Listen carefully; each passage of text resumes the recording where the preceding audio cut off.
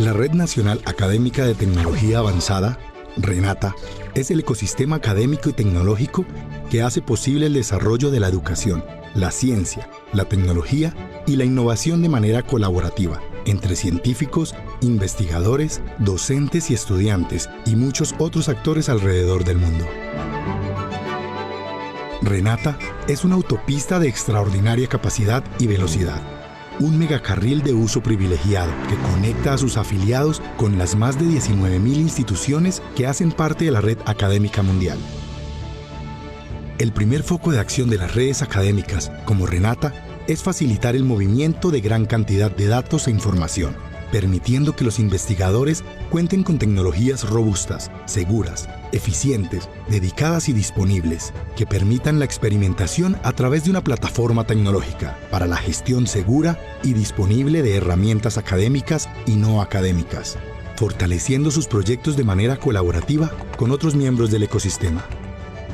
A través de RENATA, cualquier actor de la comunidad científica podrá tener acceso a la red académica mundial con más de 100 gigabits por segundo, computación de alto desempeño para gestión del Big Data y Data Science, usabilidad de servicios exclusivos de las redes nacionales de investigación y educación, como lo son EduRoam y EduGain, facilitando la movilidad, la internacionalización y el acceso a servicios de otras instituciones de manera segura. Recursos remotos como laboratorios, simuladores, instrumentos y plataformas. Despliegue de plataformas e-learning y desarrollo de espacios de comunicación masiva con la comunidad académica, investigativa y en general. Red de expertos y científicos a nivel mundial. Comunidades, socios de investigación para la creación de conocimiento. Desarrollo de proyectos articulados de educación, ciencia, tecnología e innovación. Características diferenciales de la red como disponibilidad, eficiencia, seguridad y estabilidad. Gracias a esa alta conectividad podemos involucrar todos los actores que en algún momento estuvieron dispersos. Entonces, ¿cuáles son esos actores? En un momento la investigación iba por un lado, la academia iba por otro lado y la parte del gobierno estaba por otro lado. Pues gracias a esta iniciativa que lo ha hecho RENATA, que se ha acercado mucho más a las instituciones de educación, pues nosotros también hemos podido aportar un grano de arena para mejorar nuestro país y para que la investigación surja. RENATA se sale del contexto de Internet comercial y se enfoca netamente a la academia. Constantemente estamos trabajando con RENATA para comunicarnos con otros laboratorios en Chile, en Brasil, en Estados Unidos, en Centroamérica y en España. Unas agendas de trabajo que no podríamos realizar si no contáramos con RENATA dentro de nuestra institución. La red académica es una asociación de académicos que se reúnen para producir y compartir conocimiento. RENATA nos brindó la posibilidad de servirnos como una mediación pedagógica y tecnológica para desarrollar una cátedra virtual sobre carnavales en Colombia, buscando resolver el problema del acercamiento de las comunidades a sus manifestaciones culturales. Performance telemáticos no son viables sin el uso de tecnologías de alta velocidad. Para mí es casi una necesidad intrínseca en los procesos mismos de investigación. RENATA es un aliado importante para nosotros, nos ha permitido trabajar en grupo, trabajar en red. Si nosotros aunamos esfuerzos en nuestro país a través de estas redes académicas de alta velocidad, podemos vislumbrar un nuevo futuro para nuestro país. RENATA nos permite generar más conocimiento, generar comunidad, poder integrarnos más con el mundo y tener pues esas grandes capacidades. Hace que la sociedad se vea beneficiada de organizaciones mucho más robustas, con mayor calidad y con mayor visión internacional. RENATA es una posibilidad de emprendimiento, es una posibilidad de innovación, es una posibilidad de desarrollar proyectos que resuelvan problemáticas sociales y de otros campos del conocimiento. Estar en RENATA es tener acceso a una comunidad global activa y con grandes proyectos para la academia, la investigación y la innovación. Sé parte del cambio y únete al ecosistema que fortalece la gestión del conocimiento y es motor de la cooperación y articulación de nuestra nación con el mundo.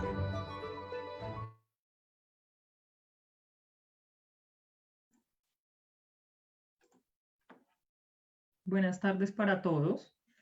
Bienvenidos al Foro de Evaluación en Entornos Digitales. Muchas gracias a todas las personas que ya se conectaron con nosotros. Bueno, el día de hoy los acompañaremos como moderadoras del foro mi compañera Sandra Castiblanco, quien es coordinadora de proyectos académicos de Renata, y yo, Jimena Mejía Rico, que soy la coordinadora de la Escuela Superior de Redes. Bueno, para el día de hoy contamos con la grata compañía de la doctora Clara Esperanza Pedraza, quien es la decana de la Escuela de Ciencias de la Educación de la Universidad Nacional Abierta a Distancia de la UNAD. Ella es licenciada en Ciencias de la Educación, Psicopedagogía, tiene una especialización en diseño de ambientes de aprendizaje, un diploma de especialización en evaluación de la educación a distancia en entornos virtuales, perspectivas innovadoras, estrategias e instrumentos, es magíster en Administración y Supervisión Educativa y es doctoranda en estudios interdisciplinares de género. Además, la doctora Clara es investigadora de los grupos de investigación Umbral y Ubuntu en las líneas de visibilidad, gestión del conocimiento y educación inclusiva y la línea de pedagogías mediadas. En el campo del diseño de ambientes de aprendizaje, incursionó en el diseño de programas dirigido a personas con dificultades de acceso a la educación por diferentes razones geográficas, laborales y de violencia, entre otras, buscando así la consolidación de sus proyectos de vida, siendo entonces coautora del programa de educación básica y media para jóvenes y adultos de la UNAD, en la modalidad abierta y a distancia y en la metodología virtual. Doctora Clara, bienvenida. Muchas gracias por aceptar nuestra invitación. Bueno, muchas gracias. Un saludo especial a todos. Gracias. También nos acompaña el ingeniero César Augusto Gutiérrez Rodríguez, quien es ingeniero de Sistemas y Telecomunicaciones, es magíster en Informática Educativa de la Universidad Libre de Cali y es doctorante en Ciencias de la Educación de la Universidad Cuauhtémoc de México. Además, es investigador asociado de MinCiencias y líder del grupo de investigación Ingenia RSE de categoría B de MinCiencia y líder de los semilleros de investigación Ingenia RSIS y SISTIM. Actualmente es docente de Tecnología e Informática en la Institución Educativa Santo Tomás de la Secretaría de Educación Municipal de Santiago de Cali. Es docente investigador en la Escuela Militar de Aviación Marco Fidel Suárez y en la Corporación Universitaria Centro Superior. Y además es docente en la especialización en Educación Superior a Distancia de la UNAD. Ingeniero, muchísimas gracias por acompañarnos hoy. Jimena, muchísimas gracias a ti por la invitación y muchísimas gracias a todos por la participación. Bienvenidos. Esperamos que sea pues un espacio muy productivo para todos. Gracias. Muchas gracias. Seguramente que sí, así va a ser. Bueno, además entonces, para cerrar pues este trío excelente que nos acompaña hoy, está el ingeniero Josué Ignacio Ochoa Torres. Él es ingeniero de sistemas, especialista en edición digital y multimedia y magíster en informática educativa y actualmente es líder nacional del programa de formación de formadores de la UNAD también. Bienvenido, ingeniero, y a los tres muchas gracias por aceptar nuestra invitación. Muchas gracias, Jimena, y muchas gracias a la red Renata por esta invitación. Gracias. Bueno, desde hace 102 días que inició esta cuarentena en nuestro país, se nos volvió muy normal hablar de los cambios que ha traído consigo pues, la pandemia. Y en nuestro entorno escuchamos día a día a los docentes, a los estudiantes y a muchos directivos de instituciones educativas acerca de toda esta transformación que debimos adoptar en los modelos de aprendizaje y con ello, pues la incertidumbre respecto a la evaluación de esos temas y esos cursos que con mucho o poco esfuerzo, pues nuestros docentes han transmitido a sus estudiantes. Es por esta razón que desde Renata planteamos este espacio que sabemos que es de gran relevancia para los docentes, no solo porque vamos a hablar de la diferencia de la evaluación en ambientes de aprendizaje presenciales y ambientes virtuales apoyados con tecnología, sino porque los panelistas nos van a presentar algunos recursos digitales que están siendo usados para evaluar en este escenario. Asimismo, hoy va a ser diferente. Hoy es un foro diferente. Hoy queremos que los participantes, las personas que nos acompañan hoy, que ya vamos más de 100 personas, se involucren de una manera más interactiva, por lo que a medida pues, que avance, digamos, el desarrollo del foro, vamos a ir proponiendo unas preguntas con un lector QR que nos van pues, para que nos ayuden a responderlas y así vamos a lograr identificar otra estrategia de evaluación. Para eso le voy a dar paso al ingeniero Josué, quien nos va a explicar entonces cómo vamos a hacer esto, cómo vamos a hacer este ejercicio a medida que vamos desarrollando el foro. Adelante, Josué. Bueno, muchas gracias, Jimena. Sí, la dinámica va a ser la siguiente. Pues la intervención de la doctora Clara y el ingeniero César van a estar muy acordes y cada momento va a estar destinado con una pregunta que van a estar involucrados los participantes a través de un código QR. Vamos a compartir el código QR en pantalla a la medida que vayamos pasando y van a ir respondiendo la pregunta. Al finalizar la parte de la intervención de los panelistas, pues vamos a leer como los resultados que se obtuvieron en esa pregunta, y dentro de esas 3 preguntas va a haber una que tiene que ver con gamificación. Entonces esa sí va a ser de otra manera la forma en cómo vamos a participar, en la cual pues yo voy a hacer una pequeña intervención ahí con la gamificación. Gracias, ingeniero. Entonces estaremos ahí interactuando también a medida que va transcurriendo el foro. Bueno, para que demos comienzo entonces a este interesante foro, vamos a preguntarle a la doctora Clara que nos cuente qué es evaluar. Y hoy, con la coyuntura del COVID-19, ¿qué incide con mayor relevancia? Cuéntenos, doctora Clara. Bienvenida.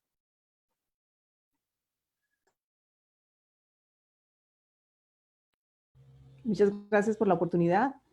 Esa pregunta de qué es evaluar, en realidad es una pregunta que podría tener varias respuestas. Y una de esas respuestas que seguramente usualmente no estamos acostumbrados a escuchar es depende. ¿Por qué depende? Si ustedes observan la diapositiva que tenemos en mi frente, la están viendo todos, ¿sí? ¿Me pueden confirmar? Allí, sí, doctora Clara, la estamos viendo. Ok. Allí quizá algunos nos identifiquemos un poco hace algunos años, aunque nos veamos muy jóvenes hace algunos años, quizá nos identificamos con ese modelo de evaluación en el que se nos generaba incluso cierto pánico cuando la profesora decía guarden todo lo que tienen sobre su escritorio. Y había silencio total en el salón y teníamos que sacar entonces una hoja en blanco. La hoja tenía que estar completamente en blanco y incluso a veces los profesores entraban y miraban si en el pupitre había algún soplete o había algo escrito, y todos teníamos cierto temor frente a lo que iba a pasar en ese momento. Entonces, en ese instante, la forma en que escribíamos era prueba escrita o examen de. Listo, ya estábamos preparados y sabíamos que nos iban a poner unas preguntas muy puntuales que debíamos contestar. Pasa el tiempo y quienes tenemos hijos, sobrinos, nietos, amigos con hijos, en fin, nos hemos dado cuenta que como que las cosas han ido cambiando y entonces ya hay mayores flexibilidades en la educación. Incluso antes, si uno sacaba un promedio inferior a cierto número ponderado que perdía el año, no habían logros ni indicadores de logros ni nada de estas cosas que existen hoy en educación superior. Tampoco existían esas equivalencias que existen hoy, porque todo fue volviéndose un poco más flexible. Y entonces uno entendería que la educación fue cambiando, pero al tenor de qué fue cambiando la educación, ¿cierto? También quiero recordar un poco quienes también pueden ser de mi generación, que hace muchos años para nosotros era sorprendente ver el programa de los supersónicos, por eso traje esa lámina allí. Y ese programa de los supersónicos nos mostraba un mundo de futuro que nosotros encontrábamos en ese momento inalcanzable, increíble. Era maravilloso ver cómo ponían el televisor y a través del televisor hablaban con otras personas de otros lugares, y eso a nosotros nos parecía en ese momento fenomenal. Y también ver, por ejemplo, como está en la lámina, un robot, ¿sí? Robotina también ayudando en la casa, en fin. Entonces nos daba una idea o una imagen de que las cosas iban a cambiar, que iban a ser distintas, pero como que eran inalcanzables, y hoy nos damos cuenta que eso ya no es futuro, ni siquiera es presente, porque dentro del mismo presente ya muchas cosas que son de vanguardia están casi que encima nuestro, casi que a veces nos sentimos un poco ahogados o atropellados a veces por esas cosas nuevas que van saliendo día a día, instantes a instantes, de manera impresionante, y van invadiendo muchos de nuestros espacios personales, laborales, profesionales, y hoy están invadiendo nuestro hogar, ¿cierto? Por eso les presento esa lámina que está allí, en donde ustedes ven estos niños alrededor de una tableta haciendo cualquier cantidad de actividades que tienen que ver con el ocio, que tienen que ver con la recreación, que tienen que ver con el conocimiento, y ustedes seguramente listarán cualquier cantidad de actividades que ustedes consideren pueden estar haciendo esos jóvenes, también los adultos. Entonces, voy con esto. La respuesta frente a la pregunta de qué es evaluar depende de varias cosas. Una, depende de cuál es la finalidad de la educación, cuál es el valor que nosotros hoy le estamos dando a la educación. Fíjense cómo hoy, en ese debate de los padres, ¿será que mandamos los niños al colegio? ¿Será que no los mandamos? Como que entra en cuestionamiento, bueno, ¿y qué valor tiene la educación? ¿Cierto? ¿Qué tan importante es? ¿Qué lugar le damos? Y no importa siendo tan importante, bueno, ¿de qué maneras nos podemos educar? Entonces ahí entran en juego varias cosas que tienen que ver con la sociedad misma, que tienen que ver con las políticas públicas. Y allí hay una pregunta que responderse antes de responderse, que es evaluar. Y es, ¿cuál es el valor de la educación? ¿Cuál es la finalidad de la educación? ¿Cuál es el sentido de la educación? Y otra pregunta es, ¿cuál es el propósito de la evaluación? Entonces, una cosa es y qué concebimos por aprendizaje para saber qué es lo que realmente evaluamos. Otra cosa es evaluar para lograr el aprendizaje. Otra cosa es concebir la evaluación como aprendizaje. Otra cosa es evaluar desde los aprendizajes que ya tienen las personas. Entonces, ese propósito de la evaluación también nos puede dar o nos puede indicar qué es evaluar.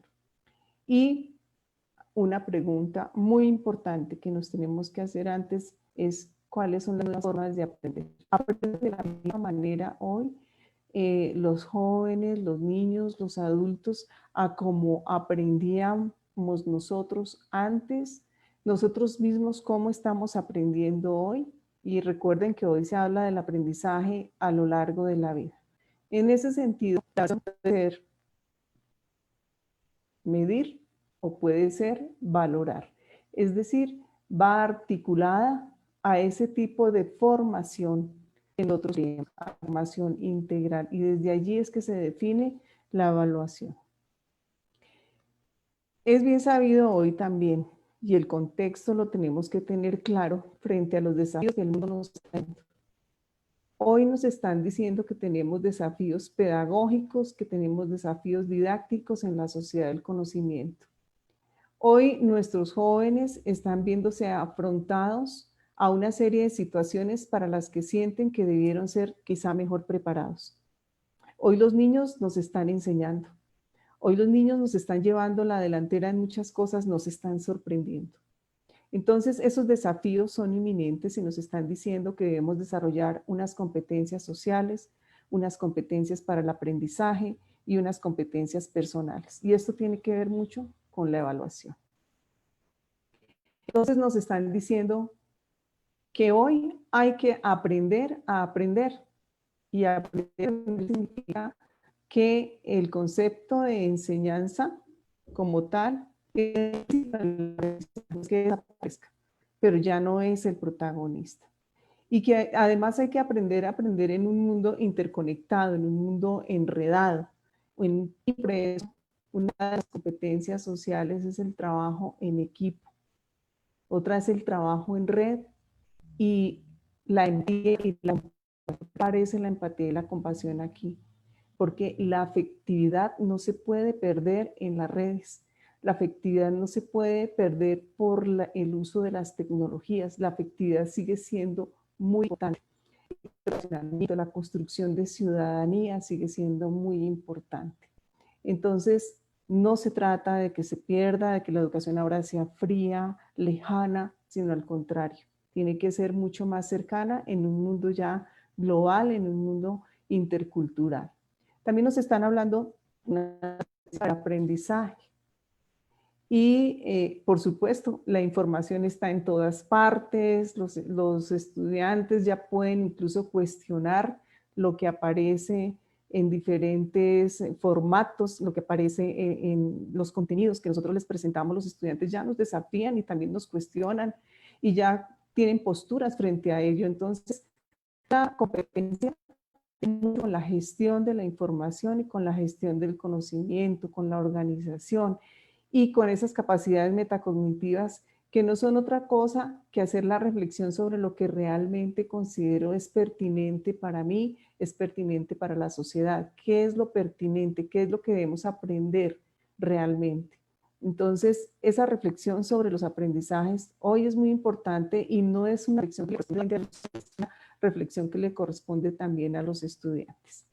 Y fíjense cómo yo destaco acá una de convertir las dificultades en oportunidades y en este momento no está convocado a convertir las dificultades que se nos están presentando en oportunidades.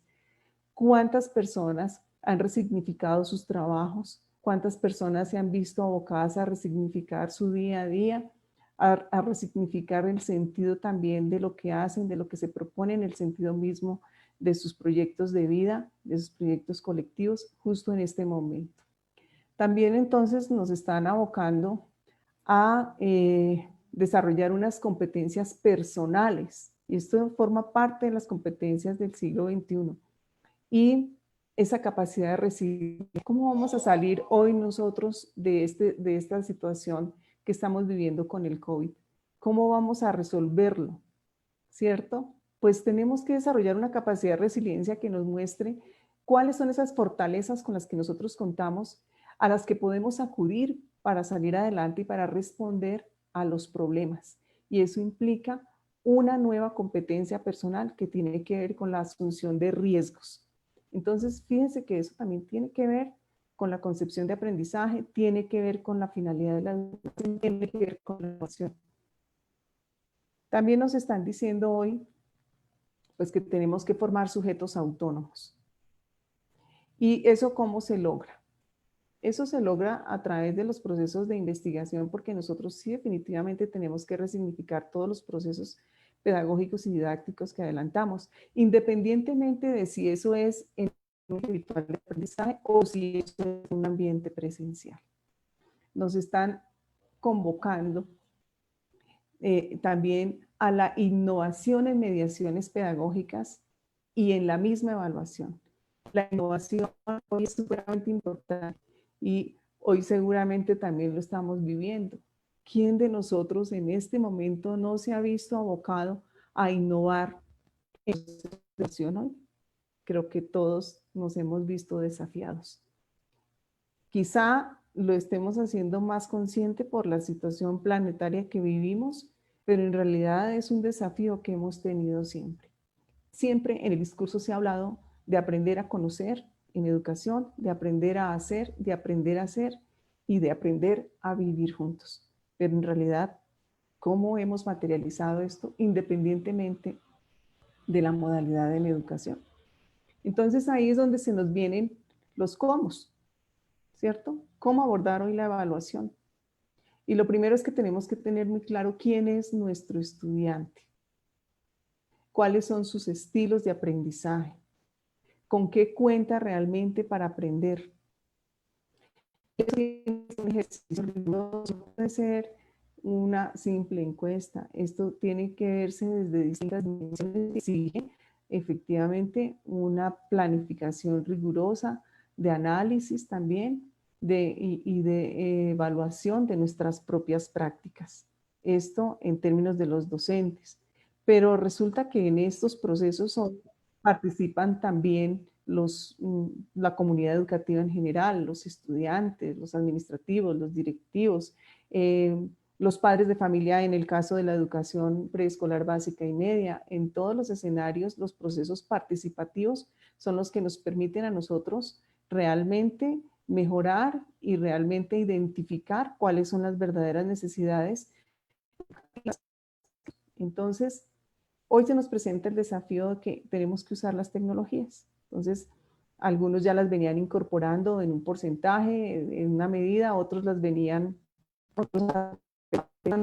estarían utilizando y tienen una gran experiencia en esto, pero aquí yo solo traigo unas recomendaciones y es, primero hay que tener en cuenta que nuestro estudiante ya no es un consumidor, nuestro estudiante es un prosumidor y este prosumidor es una persona que no solo consume, sino que produce conocimiento, usa la información para convertirla en conocimiento. Entonces, si él usa la información para convertirla en conocimiento, quiere decir que nosotros debemos pensar en estrategias que realmente logren esa que desarrolla nuestro estudiante. Que es importante que hay distintas preferencias frente a las formas de comunicación y las formas de comunicar el conocimiento y de interactuar alrededor del conocimiento. Hay nuevos medios. Así como a nosotros nos gusta de pronto más el Facebook, porque lo conocimos de primera mano y nos permitió acercarnos muy rápidamente a lo que pasaba con nuestros amigos del pasado viejos, y entonces, ay, apareció, ya tiene hijos, en fin, más inmediatas porque manejan el WhatsApp con una rapidez y una agilidad impresionante, manejan Instagram, manejan una serie de donde se comunican de manera inmediata. Entonces, ese tipo de estrategias que tienen ellos para comunicarse, nosotros las tenemos que tener en cuenta también procesos de aprendizaje. Este es apenas un ejemplo porque hay muchos mucho más organizadas, como más adelante el ingeniero César les va a contar, el ingeniero Josué. Pero también es importante no tener la conexión emocional. Algo que es bien importante es que los estudiantes logren esa conexión emocional con los pares. Acuérdense de lo que hablamos ahorita al comienzo sobre esas competencias sociales. Esas competencias sociales no se pueden perder de vista con el uso de las tecnologías. Esa conexión emocional y conexión emocional con quienes interactúan ellos para el aprendizaje, con sus docentes, con las personas en las redes, con los especialistas, no se puede perder de vista, y allí hay una herramienta muy importante que es el aprendizaje colaborativo y la evaluación desde la perspectiva del aprendizaje colaborativo cuando se usan las tecnologías. Entonces, fíjense que allí hay también grandes oportunidades. Algunos estaban muy preocupados sobre no sabían realmente cómo lograr que la cohesión de los estudiantes se mantuviera, y de pronto había temores, algunos temores, o existen algunos temores en la situación que se encuentran en cualquiera de los niveles educativos, se aburran, ¿sí?, de estar frente a un profesor en un video toda una tarde, ¿cierto? Y entonces pasa el primero, pasa el segundo, pasa el tercero, y que de pronto esto genere fatiga, aburrimiento en los estudiantes y haga que las personas o los estudiantes deserten. Pues aquí es donde entra a jugar un papel fundamental como conexiones emocionales entre pares, conexiones emocionales con quienes interactúan, conexiones emocionales con los conexiones emocionales en el aprendizaje. Y allí es donde hay que profundizar en lo que significa realmente el aprendizaje colaborativo. Y la validación del aprendizaje, la calidad de los aprendizajes. Muchísimo, no solo con la calidad de los contenidos que les presentamos, en los marcos que les presentamos, y la forma también y las estrategias con las que evaluamos, sino tiene que ver también con el prestigio del docente. Entonces, ¿quién es ese docente que está allí? ¿Cómo ha investigado? ¿Qué competencias tiene? Y cómo hacer esos nexos para lograr aprendizajes de calidad. Pues hasta aquí daría respuesta a esa primera pregunta. Entonces, no sé cómo ya la metodología, si de pronto Josué va a hacer la presentación del QR para nuestro público. Perfecto. Efectivamente tenemos un poco de interferencia en el audio, sí les pedimos excusas, pero pues creo que la doctora ha emanado una transformación del componente de la evaluación súper claro, incluso me hizo sentir esa emoción de esa ansiedad que se sentía cuando saquen una hoja y efectivamente la piel se erizaba en mi tiempo. Creo que todavía sucede cuando no hice evaluación. Entonces, sí, tengamos paciencia un poco porque sí hemos tenido como audio. Entonces, le damos paso a Josué para que sigamos con la dinámica interactiva sobre la primera pregunta del ejercicio y del foro para no generar la misma ansiedad que teníamos en algún momento cuando estábamos estudiando. Bueno, perfecto. Muchísimas gracias, Sandra. Gracias, doctora Clara. En este momento estoy compartiendo en pantalla el código QR con la URL para que puedan, por favor, ingresar. Voy a entregarles también por el chat la URL para que los que no puedan leerlo también puedan participar de forma activa.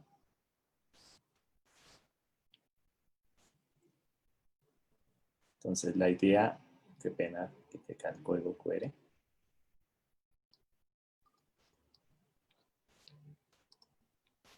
Listo, entonces vamos a responder a esta pregunta.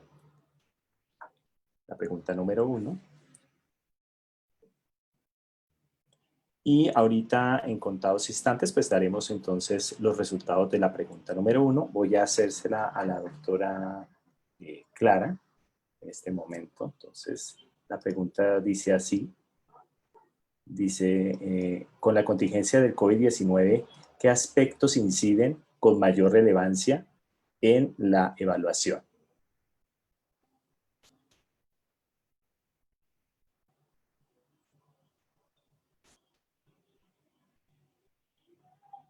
Entonces, Doc, ¿ya puedes hablar? Doc, estás en silencio. Si me pudieran dejar compartir para continuar entonces. Pensé que el doctor Perfecto. César. Bueno. Listo, ya voy a proceder aquí a dejar de compartir pantalla. Bien. Gracias, doctora.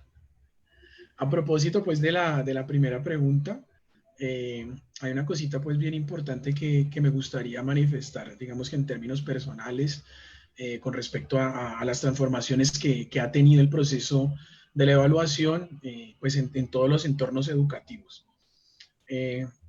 Lo primero, pues, ha sido lo que la doctora también ha mencionado muy claramente, y es que todo el ejercicio de resignificación y de transformación, pues, no solamente se ha dado en la parte educativa, ¿sí? Todos nosotros, a razón de las situaciones que nos ha acontecido, pues, actualmente, hemos tenido que resignificar varias cosas. Y hay algo muy importante en el ejercicio de evaluación y que nos invita constantemente a mantener todo el ejercicio de la humanización de la educación, que es como de pronto yo lo he tratado como de transformar, digamos, en una forma muy conceptual. Y es que, pues ahora en el afán, ¿no?, de continuar en el acompañamiento con nuestros estudiantes en cualquier nivel de la educación, pues estamos aprendiendo también a manejar plataformas y a manejar diferentes herramientas que nos ayudan a acercarnos a ellos. Sin embargo, no podemos perder de vista la humanización del proceso educativo. No lo podemos deshumanizar, logrando de alguna manera que las plataformas, pues cuando yo hago un diseño muy claro de la estrategia, pues ese mismo diseño lo que va a hacer es apoyarme a mí en el ejercicio. Sin embargo, pues siempre es importante resaltar que todas las tecnologías de información y comunicación, en este caso aplicadas a la parte educativa, son el medio para alcanzar nuestro propósito en este caso. Y en este caso, algo de las cosas más importantes que tenemos es generar los ejercicios de evaluación formativa, los ejercicios de retroalimentación con nuestros estudiantes, también entendiendo que así como ellos, nosotros probablemente podamos tener algunas dificultades con los temas de conectividad, con los temas también de los mismos dispositivos tecnológicos, y por tanto es importante acercarnos a ellos con estos ejercicios de retroalimentación. No solamente el ejercicio de retroalimentación pues estudiante-docente, sino también tratar de hacer una transformación constructiva a través de la retroalimentación entre pares. ¿sí? Donde los mismos estudiantes también pueden generar toda una generación, valga la redundancia, de conocimiento significativo a partir de todo lo que ellos han ido poco a poco indagando en ese nuevo rol que nosotros tenemos como tutores, como acompañantes, ¿sí? Y ellos pues también sacando a flote nuevas habilidades, ¿no? En el tema del compromiso, la responsabilidad, del aprendizaje autónomo. Entonces, considero pues que así como nos ha traído muchas dificultades todo el tema pues del COVID en este momento, también nos ha traído unas oportunidades, ¿sí? De reevaluar el proceso de evaluación, además del proceso educativo, de tal modo que nos permita acercarnos a los estudiantes, pero también darles ese voto de confianza para que ellos puedan fortalecer las habilidades que tienen a partir de los ejercicios de retroalimentación. ¿Listo? Eso es lo que quería intervenir ahí, gracias. Ok, gracias. Bueno. Bueno, Josué, ya tenemos unos primeros resultados sobre la primera pregunta que Sí, tenemos. sí, Sandra, ya tenemos acá. Cuéntanos cómo nos fue. Bueno, hay 27 respuestas en el momento. Tenemos que, según la pregunta, que con la contingencia del COVID-19, ¿qué aspectos inciden con mayor relevancia en la evaluación? Tenemos 4 posibles respuestas. El porcentaje más bajito, vamos a empezar por lo más bajito. Entonces voy a compartir pantalla. Doctora Clara nos permite.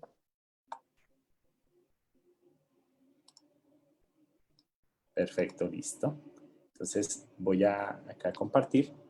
En este momento tenemos acá en vista, tenemos que la seguridad en las pruebas tiene un porcentaje muy pequeño, seguido del 7.1%, la autodisciplina y autorregulación de los estudiantes. Y en el 42.9 tenemos la formación de los maestros en nuevas formas de evaluar, y el 46.4 que es la necesidad de innovación pedagógica. Entonces vemos una alta respuesta en lo que tiene que ver con la innovación pedagógica, que es como la necesidad que está ahorita, gracias a lo que tiene que ver con el COVID-19, es la tendencia en las respuestas de nuestros participantes.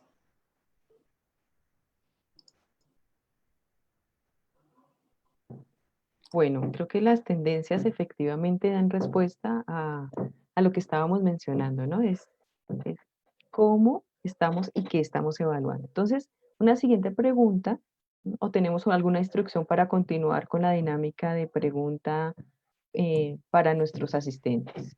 No, a continuación creo que sigue la doctora todavía. Adelante, doctora Clara. Listo.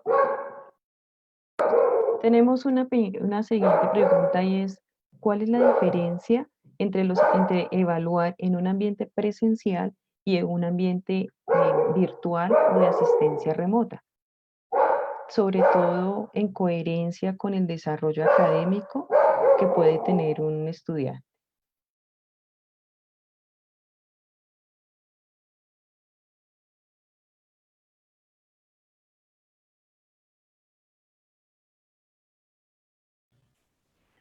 Bueno, esa no es una pregunta realmente fácil.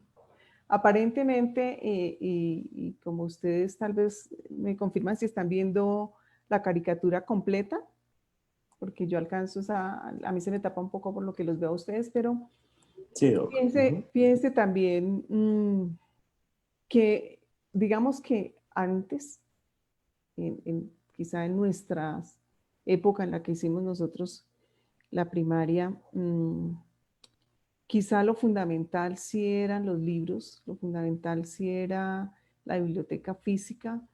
Quizá yo recuerdo cuando trabajábamos nuevas metodologías en donde me formé, que habían los famosos rincones, no sé si varios lo vieron, entonces el rincón de matemáticas, el rincón de ciencias, y también nos planteaban problemas, pero siempre estaba presente el libro como el medio, el texto guía como el medio para el aprendizaje. Y eso estaba relacionado también con la estrategia misma de aprendizaje. Y hoy entonces nos dicen, hoy con las TICs, el proyecto, ¿cierto? Pues la verdad es que En principio, desde mi punto de vista, hay mayores diferencias entre la evaluación presencial y la evaluación virtual desde el punto de vista pedagógico, desde el punto de vista de la relación con las estrategias de aprendizaje. Pero sí hay algunas diferencias, en realidad las hay, y en la medida en que las tecnologías se vayan incorporando, yo creo que se van a ir cerrando, porque aun cuando estemos en ambientes presenciales vamos a tener esas posibilidades de incorporar las tecnologías como apoyo para el proceso de aprendizaje. Entonces, como bien usted lo efectivamente es una necesidad muy grande, muy fuerte de innovación. La pregunta anterior, dirigida al público, tenía como propósito de evaluación de identificar cuáles eran las tendencias o las creencias que tenían las personas a qué realmente se estaba necesitando en este momento y vemos que hemos coincidido plenamente. Y identificar esas necesidades pues nos ayuda a nosotros también desde las escuelas. De manera muy sencilla se convierte en un aporte muy importante para nosotros en las escuelas de educación. Efectivamente, la pedagógica y la evaluación forman parte de la diferencia que pudiese existir. Esa necesidad de innovación pedagógica, esa necesidad de innovación en la evaluación, porque se incorporan otros medios, otras mediaciones, otros recursos, otras formas de interacción. Y al incorporar eso, tenemos que ver el aprendizaje de manera distinta. Entonces, aquí ya hablamos de la concepción de aprendizaje, como lo dije al comienzo, desde la de aprender. Hoy es una diferencia. Seguramente después de lo que estamos viviendo, tal vez ya no sea una diferencia. Quizá nos hacemos más. Y si nosotros concebimos el aprender a aprender, pues entendemos también que hay diferentes nichos de aprendizaje. Entonces el aprendizaje ya no es lineal. Lo que funciona en un modelo pedagógico para unos puede que no funcione dentro de un modelo pedagógico para otros. Lo que funciona para una población específica puede que no funcione para otros. En la misma modalidad de educación a distancia, entonces tenemos que establecer, de acuerdo con la población, con las necesidades, formas de hablar los aprendizajes. Tenemos que tener en cuenta, por ejemplo, si son comunidades étnicas, en realidad dónde están centrados sus intereses, qué es lo que ellos defienden culturalmente y en ese sentido también cómo aprenden. Ellos hoy en Colombia a aprender inglés, por ejemplo. Entonces, debo evaluarles el inglés, con qué criterios debo hacer el inglés. Allí podría surgir toda una discusión frente a cuáles son los fines de la educación, tienen que ser homogéneos o no, en fin. Y ellos cómo aprenden, ellos de qué por ejemplo, dando un ejemplo desde lo intercultural, cuando ellos hablan de propio, para ellos es muy importante el aprendizaje que se logra a través de los ancianos, entonces, y de los mayores, como lo llaman ellos. Entonces, nosotros vamos a actuar con este tipo de poblaciones para lograr el aprendizaje a través de los saberes en este momento. Ese es un ejemplo. Igual sucede con los niños. Entonces, ¿cómo aprenden los niños? ¿Será que con este tiempo del COVID, estar en la casa, funciona que pongamos la pantalla del computador, de pronto los papás más hábiles con mayor iniciativa de pronto digan, voy a conectar el computador al televisor para que en la pantalla grande se vea perfecto el profesor, se escuche mejor y le adecue unos elementos fundamentales al niño en su aula y de repente para el digital o perdón, Clara, un tablero. Señora. Un segundito, ¿será que si cerramos cámara, el audio se entrecorta menos? ¿Lo probamos, le parece? Bueno, aquí donde lo... La parte inferior izquierda, donde dice en la camarita le puedes colocar PIB. Que no me la está dejando ver. No sé si de pronto Ah, ya no, me... de pronto en la parte superior, Doc, en donde aparece la barrita verde. Acá sí, sí, ya. Eso. Perfecto. ¿Sí me escuchan mejor allí? Creo que sí, Sí. doctora. Bueno, entonces les estaba hablando de las formas de aprender. Y cómo, dependiendo de los tipos de población, pues nosotros también tenemos que entrar en ese diálogo con ellos. Y les daba el ejemplo de las comunidades étnicas, cómo nosotros teníamos que entrar en un diálogo de saberes con ellos porque ellos aprenden distinto. Ellos sienten que su aprendizaje, sobre todo desde lo que es la educación propia, debe estar muy acompañado de sus mayores y de las metodologías y estrategias que utilizan sus mayores. Entonces allí hay que establecer unos diálogos. Y aquí no estoy hablando de tecnologías, aquí estoy hablando de procesos que tienen que ver con el reconocimiento de las diversas formas de aprender. Pero lo mismo pasa con los niños. Estaba diciéndoles cómo puede que yo adecue desde la casa, ahora con el trabajo en casa y con la educación desde la casa, con los niños, adecue condiciones tecnológicas muy buenas dentro del espacio que tengo destinado para que ese niño pueda recibir las orientaciones que desde el colegio le envían, pero hasta dónde de pronto tanta tecnología dispuesta allí y de repente aparezca el profesor sentado frente a un tablero frente a un tablero explicándole y mostrándole y dándole una clase magistral y él simplemente viéndolo a través de la pantalla. ¿Y qué estamos haciendo allí? ¿Realmente estamos aprovechando ese recurso tecnológico? ¿Qué es lo que estamos haciendo? ¿Tiene sentido eso? Quizá no. Quizá el estudiante igual no aprende así. Entonces hay que generar esos procesos de interacción utilizando esos medios tecnológicos y generar esas conexiones emocionales de las que yo les hablaba hace un momento. Entonces sí hay diferencias. La investigación. Esa es otra de las diferencias. Nosotros ya tenemos hoy que investigar sobre cómo aprenden los estudiantes y qué significa esto de aprender a aprender y qué significa aprender con apoyo de tecnologías independientemente del porcentaje con el que las utilicemos. La investigación hoy es algo digamos, se ha desarrollado mucho en lo que tiene que ver con ambientes de aprendizaje en donde se han incorporado tecnologías. También la coherencia entre las estrategias de aprendizaje y los medios de aprendizaje. Eso es algo supremamente importante. Si yo trabajo aprendizaje basado en proyectos y utilizo un LMS, utilizo una plataforma que tiene dispuestos algunos recursos para que yo pueda desarrollar esas habilidades, pues debo usarlas de manera coherente y de esa manera también debo establecer los procesos de aprendizaje. Si yo trabajo una estrategia de aprendizaje basada en proyectos, seguramente aplicar un cuestionario al final del curso, pues no va a ser lo más adecuado. Entonces voy a tener que tener la capacidad de elegir qué herramienta utilizo, que sea coherente con esa estrategia de aprendizaje, porque en un ambiente virtual de aprendizaje yo puedo perfectamente trabajar casos, perfectamente puedo trabajar en aprendizaje basado en escenarios, aprendizaje basado en problemas, este mismo aprendizaje basado en proyectos. Y dentro de esa plataforma yo puedo disponer de una gran cantidad de recursos que me permiten no solo ayudarle al estudiante a fluir en su aprendizaje, sino también medir el aprendizaje, evaluar el aprendizaje y usar los recursos de aprendizaje.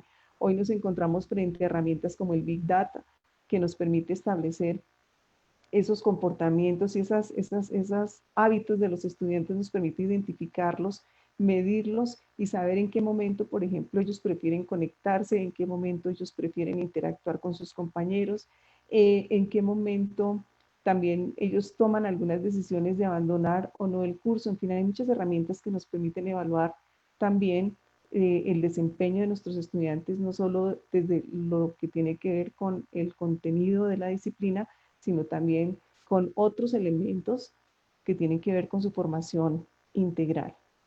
Y eso exige entonces una planificación muy rigurosa. Y si algo tiene la educación a distancia y virtual, es esa planificación rigurosa. Miren, Cuando nosotros estábamos formándonos en el colegio, en el ambiente netamente presencial, solo 3 personas sabían qué era lo que sucedía en esa aula de clase. ¿Quiénes eran? Los estudiantes, el profesor y ¿quién más creen ustedes que lo sabía? Dios. Nadie más. Dios. Entonces, ¿qué pasa?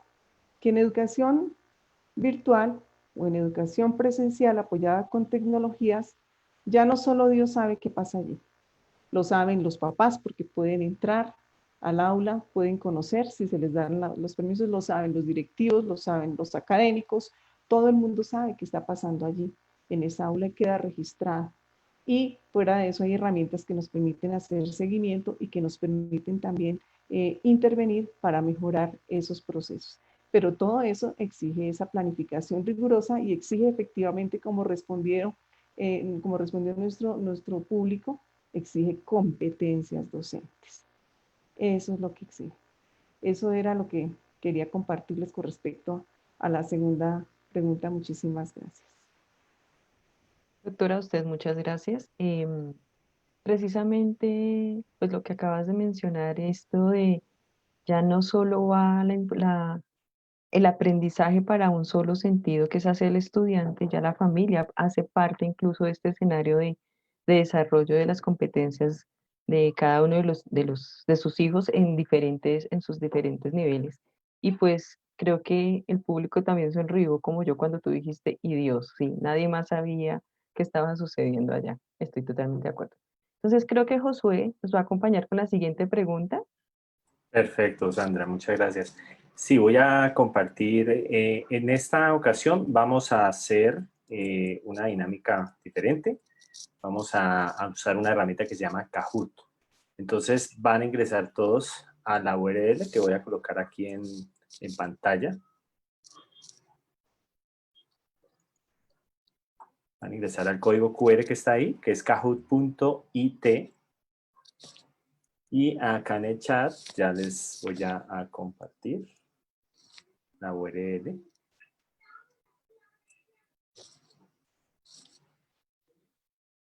Mientras tanto, vamos viendo que aumentó la cantidad de respuestas, perdón.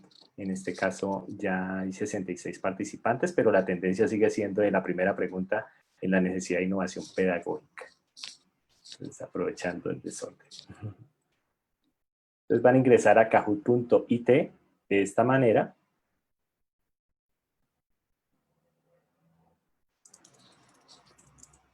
Kahoot.it.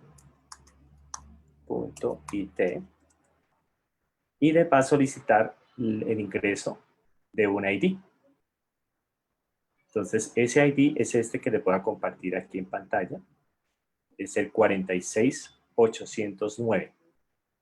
46809.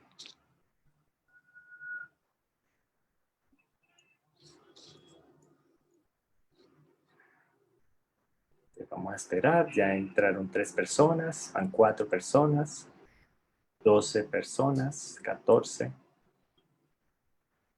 16, 18, 19. Quisiera contar una anécdota acerca, en mis tiempos libres también soy docente, de hecho amo ser docente. En algún momento utilicé Kahoot, mis estudiantes y todos, creo que como seres humanos tendemos a la competencia, ¿no? Al que responda más rápido, al que le vaya bien. Sí. En ese momento fue 3 preguntas, Josué. Imagínate que ningún estudiante pasó el quiz, ¿sí? Pero todos salieron felices. Se reían, o sea, entonces, no, quería contar esta anécdota porque al final yo les hacía como la reflexión, les decía, ¿por qué están felices y perdieron todos el quiz? Les decía, no, fue la forma. Entonces quería como mientras se siguen inscribiendo, quería contarles porque me parecía interesante precisamente lo que anidar con lo que estaba contándonos la doctora Clara de cómo la emoción también hace parte de este momento tan dramático que era para nosotros la hoja, la rígida, la no saquen, cierre.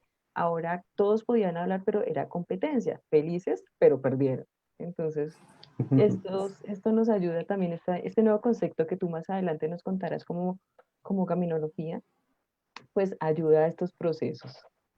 Por acá nos Perfecto. están compartiendo también otra herramienta en el chat. Mientras sigo también, nos acompañan desde Ibagué. Estaba viendo Huasca, estaba viendo Valledupar, estaba viendo saludos desde diferentes y nos están compartiendo también una EducaPlay. Exacto, sí, señor. Sí, Alexandra, EducaPlay también es otra herramienta para evaluación. Sí, Y exacto. sigo aprovechando. ¿Cuántos llevamos ya, Josué? Vamos 58 58 jugadores. jugadores. Uy, no. Y frente a 169 panelistas, nos faltan. Sí, faltan Eh, bastantes. sí. Entonces vamos a Doctora ver. Clara, nos están preguntando si es posible que nos compartas la presentación para usarla. Decían que en algunas capacitaciones para docente, obviamente dándole sus derechos de autor. Entonces, pues quedamos a la espera de su autorización mientras Josué sigue motivando. Pues. Ujú. Sí, con mucho gusto tú me dirás el procedimiento, si te la envío y tú se la envías a los panelistas. Sí, señor, ¿Me así pones es. ahora el correo o se lo envío el correo de Jimena? Sí, sí, a través de Sí. Jimena puede ser, doctora. Ah, Muchas ok. gracias. Bueno, No perfecto. sé si mientras se siguen inscribiendo pasamos con César o seguimos esperando. O comenzamos, no importa. Hay ¿Listo? 58 personas, entonces vamos a ¿Listo? iniciar. Iniciemos, ¿Listo? por favor. Está bien para Ok, mí. listo. ¿Vale? Entonces vamos a darle start. Vamos a empezar con una pregunta de trivia, ¿sí? Una pregunta de trivia. En este caso dice, ¿en qué año fue el famoso partido de Colombia versus Argentina cuyo resultado fue 5-0? Entonces, a ustedes les va a aparecer en sus pantallitas, les va a aparecer los símbolos del triángulo en rojo, en azul, la figura en amarillo y la figura en verde. Ustedes deben escoger la que se aproxime en este caso a la respuesta correcta. Que si están pensando que fue en el 83, en el 90, en el 80 o en el 93, entonces van respondiendo. Aquí vamos viendo 22 respuestas, 23. Perfecto. Hubo de la cantidad que ingresó ahorita, que fueron 58, solo respondieron 27. Entonces quiere decir que hubo personas que no respondieron esta pregunta. Entonces la idea es que van a escoger la figura donde está la respuesta. En este caso vemos que es 1993 y acá se aproximó. 20 personas se aproximaron y 7 quedaron por fuera de la respuesta correcta. Ahora vamos a hacer la pregunta orientada. Voy a hacer una pregunta solamente como para entrar en calor. La segunda pregunta ya es de acuerdo a lo comentado en este webinar. Entonces vamos a ver, preparados. Yo la voy a leer de todas maneras para que ustedes la puedan adivinar la respuesta, cuál es la correcta. En este caso, el que respondió primero a la primera pregunta fue Steven Hurtado. Y este es el top 5. Henry quedó de terceras, Xiaomi quedó de segundas, Pedro de cuartas y Celso quedó de quinto. Vamos a ver la segunda, entonces, preparados. ¿De qué depende la selección de estrategias y recursos para la evaluación? Del modelo pedagógico, de la estrategia didáctica, de las herramientas disponibles, de los propósitos de evaluación. Vamos a ver. Aquí ya hay más respuestas. 42, 46, 49, 52. Muy bien, este está reñido, al igual que las anteriores respuestas. Vemos que el top 1 contestó que los propósitos de evaluación. 9 contestaron que el modelo pedagógico, 10 contestaron que la estrategia didáctica y 4 las herramientas disponibles. En este caso, vamos a ver quién fue el ganador. En el podio tenemos Pedro, quedó de tercero. En segundo, medalla de plata para Henry, medalla de oro para Xiaomi P. ¿Listo? Aquí pues quiero dejar claro que la doctora nos explique cuál era la respuesta correcta en este caso. Pero antes que nada, pues voy a terminar esta parte del Kahoot, que es una herramienta muy buena para este tipo de aprendizaje significativo. Es una herramienta de tipo gamificación que lo que hace es que crea en la persona la satisfacción, como decía ahorita Sandra, puede que haya perdido, pero dejó algo significativo, algo que es como un placer en cierta forma de haber participado, fomenta un trabajo cooperativo, reduce la ansiedad y favorece la memoria a largo plazo, porque pues en este caso va a quedar en nuestra memoria de una forma bien significativa en la participación en determinada dinámica. También facilita el desarrollo de las competencias de los estudiantes, el uso de la tecnología, en este caso sus dispositivos móviles o su computador, y en los procesos, en este caso, de enseñanza-aprendizaje. Entonces, eso era lo que quería anotar con respecto a esta herramienta que es muy buena, la he visto en varios procesos, inclusive yo estoy tomando un curso de inglés y ha sido interesante, 20 preguntas de inglés sobre futuro en este caso, y es muy bueno el tema, digamos, de competir con otros compañeros y a la vez también de aprender. Entonces, doctora Clara, adelante. Bueno, yo no quiero frustrar. ¿Ahí me escuchan bien? Sí, doctora. No quiero frustrar a los participantes, por supuesto, pero hay algo que nosotros, bueno, en realidad el Kahoot, esta actividad se utiliza cuando hay una respuesta verdadera, ¿sí? Pero en este caso pusimos una trampita porque necesitábamos también dentro del propósito de la evaluación ver cuáles eran las tendencias frente a la elección de esos recursos.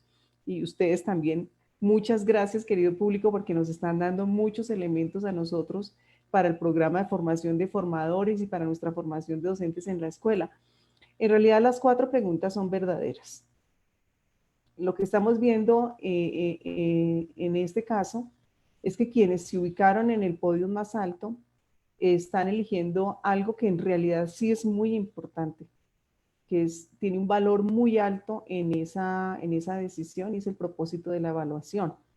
Entonces, no se sientan mal quienes no quedaron en el podio porque esas otras 3 respuestas también son verdaderas, solo que esta se acerca un poco más a lo que uno debe prever cuando planifica esos recursos de evaluación y es cuál es el propósito de la evaluación, qué es lo que yo quiero realmente lograr y si será que ese recurso que voy a utilizar es el más adecuado.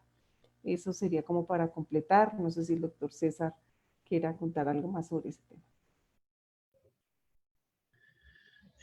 Bueno, pues al respecto de esa segunda pregunta, bien importante tener en cuenta que esto hay que mirarlo desde afuera siempre, una visión completa, porque no nos podemos casar solamente que porque de pronto estamos regidos por este modelo, entonces la estrategia didáctica está directamente ajustada y como tengo unas herramientas y esas herramientas no están diseñadas exactamente para un tipo de actividad, entonces yo no la puedo escoger, ¿sí? Y al final entonces cuando llego a lo más importante que fue la tendencia aquí, que es el tema del mismo propósito de la evaluación, pues entonces me voy a meter en una enredada tremenda, ¿sí?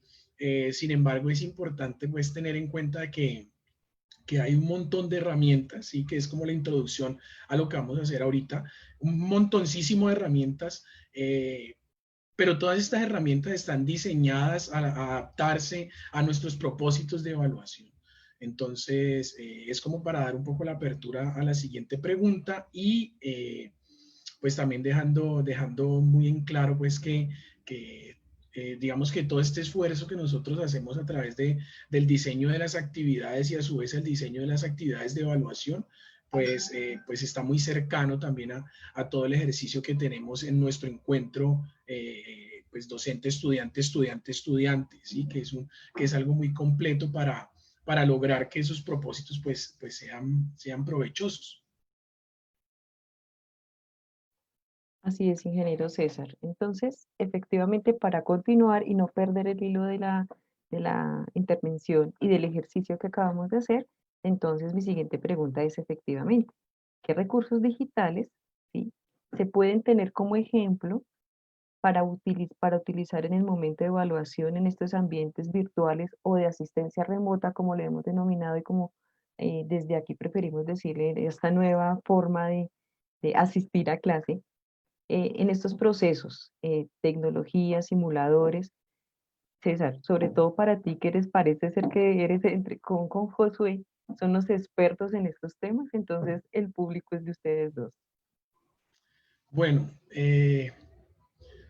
voy a empezar con la parte más álgida de la evaluación, digamos, hablándolo en términos de un gran porcentaje, pues, de profes y de personas que están en este momento compartiendo encuentros de enseñanza, aprendizaje y acompañamiento de forma remota con estudiantes.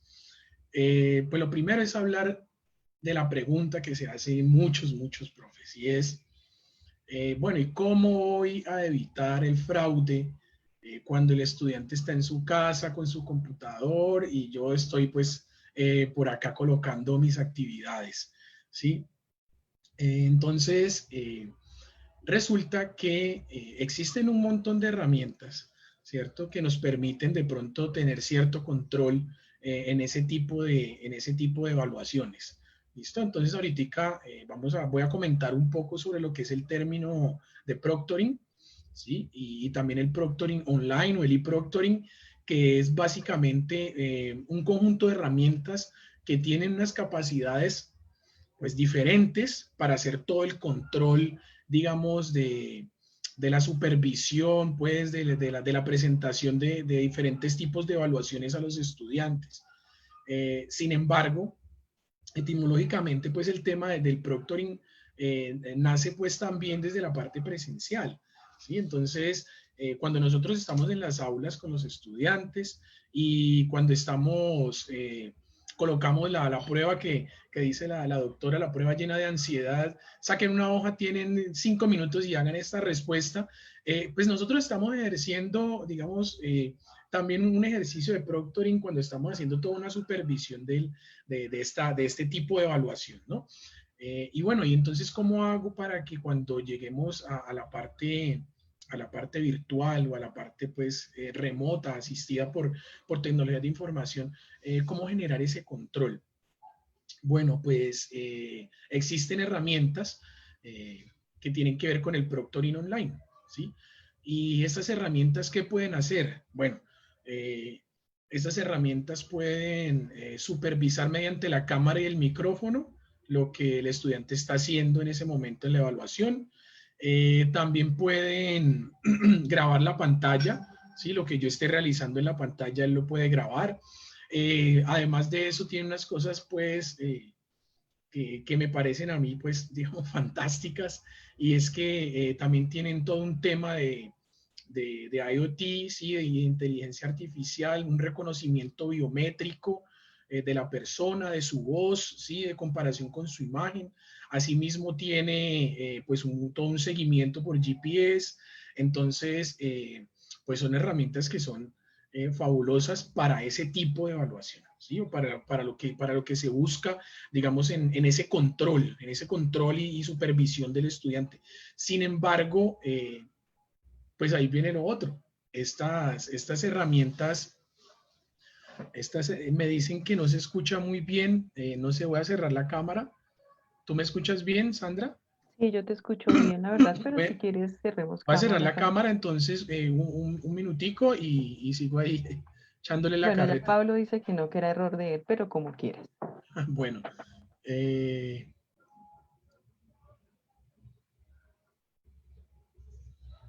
Listo, bueno, entonces voy a cerrarle un minutico aquí y continúo. Entonces les estaba diciendo que para ese tipo de evaluación, ¿sí? Para ese tipo de evaluación, pues existe todo el tema del proctoring online, pero ¿cuál es una de los problemas que podríamos generar para nosotros implementar este tipo de herramientas? Pues el costo, ¿sí? O sea, tener herramientas de proctoring en la plataforma que nosotros estamos utilizando para poder generar todo este tipo de seguimiento y control, pues es costoso. Sí, es costoso. Obviamente, si nosotros buscamos ahí en Google herramientas pues, de proctoring, entonces hay unas herramientas que de pronto nos dan como una prueba para mostrar, pero al final es muy costoso adquirirlas, ¿sí? Entonces, pues ahí viene un poco el ejercicio de la transformación de la misma forma en que nosotros estamos viendo la evaluación, ¿sí? Y entonces, por aquí, me devuelvo, por aquí leí algo de Luis, ¿sí? Que entonces él menciona la evaluación como control, ¿sí? Entonces, a eso quiero llegar yo. Y les estaba contando todo el tema del proctoring, porque en realidad eso es un tema que preocupa a muchos colegas, ¿sí? Y tengo la oportunidad de compartir con colegas cuando hacemos ejercicios de capacitación en el uso de plataformas, pero hay una preocupación muy grande por eso.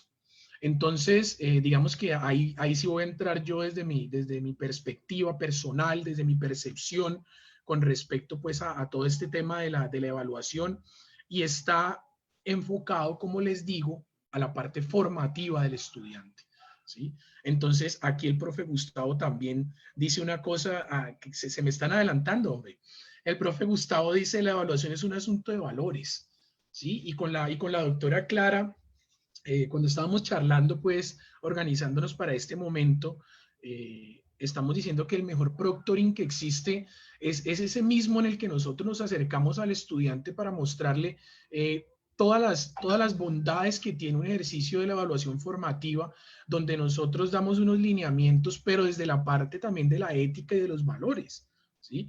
Donde nosotros nos acercamos a ellos mostrándole que el tipo de evaluaciones que se están generando no deben ser unas evaluaciones punitivas, ¿sí? O inquisidoras, sino que tiene que ser un tipo de evaluación formativa, un tipo de evaluación que logre que para el estudiante sea significativo, como decía Josué ahorita. Si yo le presento al estudiante una pregunta de ABCD, ¿sí? Y luego él me coloca la B y yo le digo valo y se acabó el ejercicio, pues yo no estoy haciendo un ejercicio formativo. Entonces me estoy quedando únicamente en la parte inquisidora, en la parte del número, ¿sí? Entonces, la parte formativa tiene que estar muy arraigada a la generación de ese conocimiento, pero es un conocimiento que va a ser significativo no solo para el estudiante, ¿sí? Sino también para uno como docente, porque uno cuando es docente, tutor, acompañante de los estudiantes y tiene este tipo de situaciones, hombre, realmente es muy satisfactorio ver cómo el estudiante puede, a partir de su propio error, en algún momento generar un conocimiento significativo. ¿Listo? Entonces, ahí llego pues también a la otra parte, que es la que continúa aquí. Si uno busca recursos para evaluar en línea en Google, uno se puede enloquecer.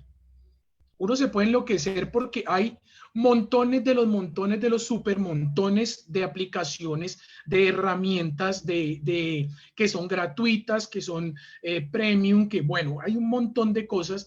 Entonces, en ese momento nosotros tenemos que tener unas prioridades, y esas prioridades pues nos acercan a todo lo que se ha hablado hasta el momento, y esas prioridades deben ser con respecto a mis propósitos, a mis metas, ¿sí? A lo que yo en realidad quiero lograr con el estudiante. Si yo quiero únicamente ver una matriz de calificaciones con unos números, o si yo en realidad quiero que él adquiera un conocimiento y que además ese conocimiento sea significativo, que no sea únicamente por el rato, ¿sí? Entonces, a lo que vamos, pues hoy, digamos, en el tema de la demostración, y voy a compartirles en este momento mi pantalla. Yo lo que quiero mostrarles, digamos, ahora en este ejercicio de presentación, pues son unas herramienticas, ¿sí? Y no son las herramientas non plus ultra, son unas herramientas gratuitas, ¿sí? Les voy a mostrar que son herramientas que yo he utilizado dentro de mi ejercicio, ¿sí? Yo soy docente en una institución educativa oficial, y pues también soy docente a nivel universitario. Entonces, ahí está también como un ejercicio muy completo. Y les cuento porque para quienes somos docentes ahora de la parte oficial, también pues conocemos de las dificultades que existen de conectividad y de recursos, ¿sí? Que nuestros estudiantes pues no todos cuentan con conectividad para tener un ejercicio completo de enseñanza-aprendizaje, que como de pronto ahora la doctora Clara lo decía, sí, que por ejemplo la primer clase va de 7 a 8, la otra de 8 a 9, sale a descanso 9 a 10, ¿sí? Y ellos, pues muchos estudiantes no tienen acceso a la conectividad en un horario particular. Entonces, cuando yo llego de pronto a este tema, que como les decía es muy álgido, entonces los profes preguntan, bueno, ¿y yo cómo hago para controlarles a ellos una evaluación? Por ejemplo, un formulario de Google autocalificable hecho en Google Classroom, ¿sí? Un formulario común y corriente. ¿Yo cómo les controlo a ellos que únicamente tengan 10 minutos para hacerlo? Hombre, pues yo le digo, pues lo primero es que existen herramientas, claro que sí.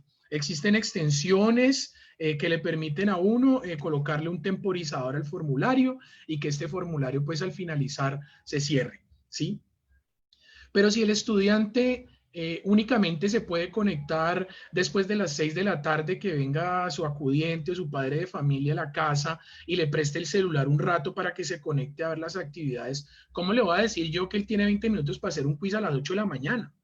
¿Sí? Entonces todo este tema que como les digo se convierte en algo álgido porque están las dos perspectivas, ¿cierto? Está la perspectiva es que si yo le permito a él entregarme fuera de tiempo, entonces pues es malo, estoy siendo mal docente o irresponsable, o lo estoy volviendo irresponsable, ¿sí? Entonces, y está el otro punto de vista de que no, si se les permite de pronto la flexibilidad, entonces no va a haber como un proceso pues educativo como nosotros lo veíamos, ¿cierto? Desde la parte tradicional, cuando los podíamos tener en el aula todos.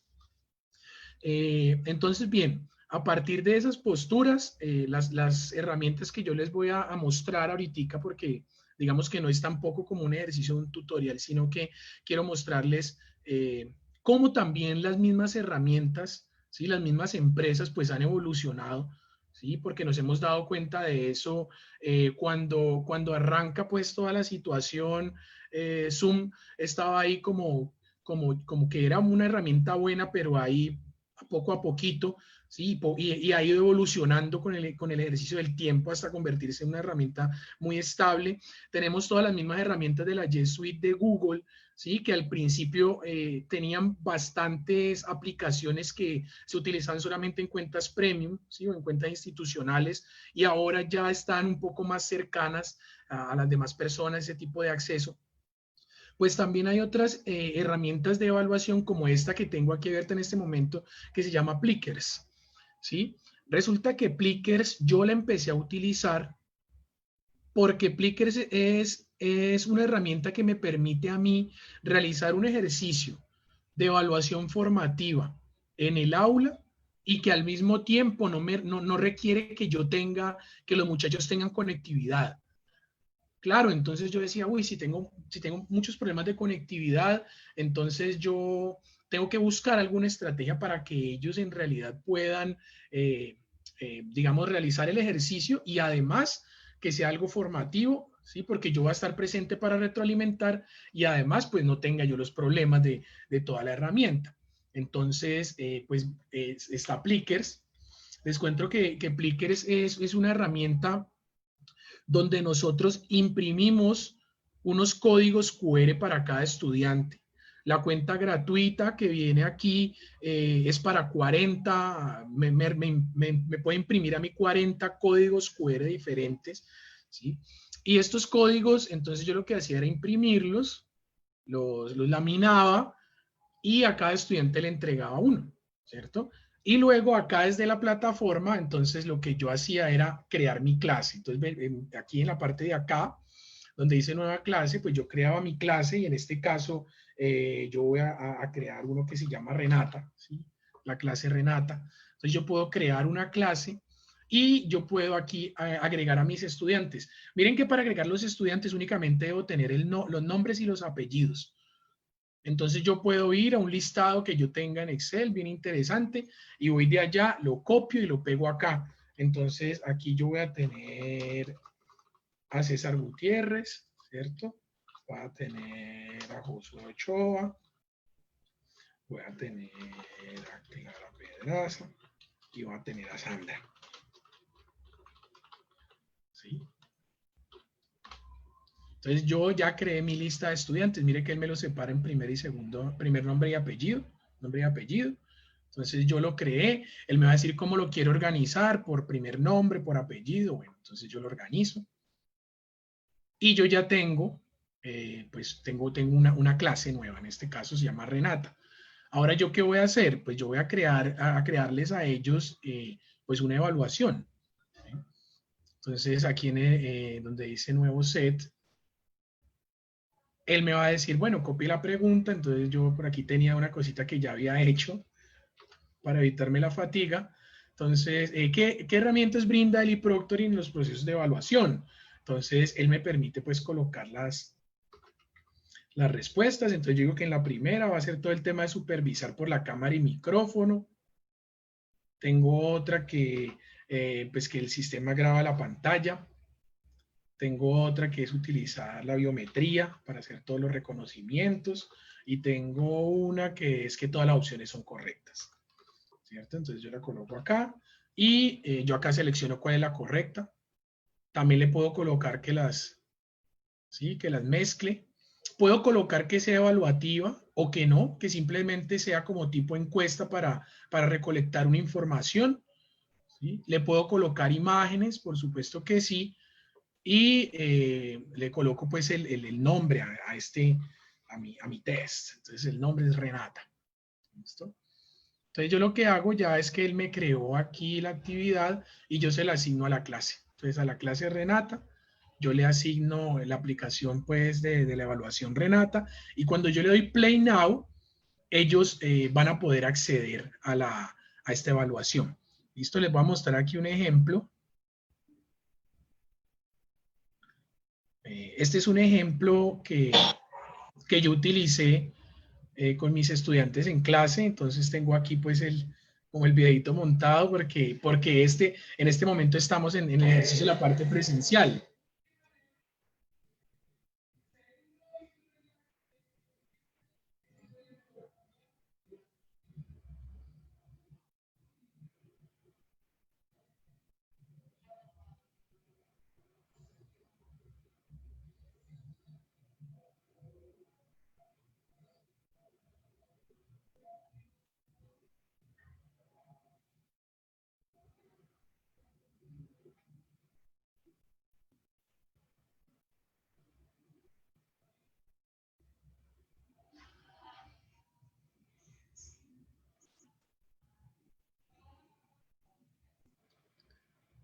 Bien.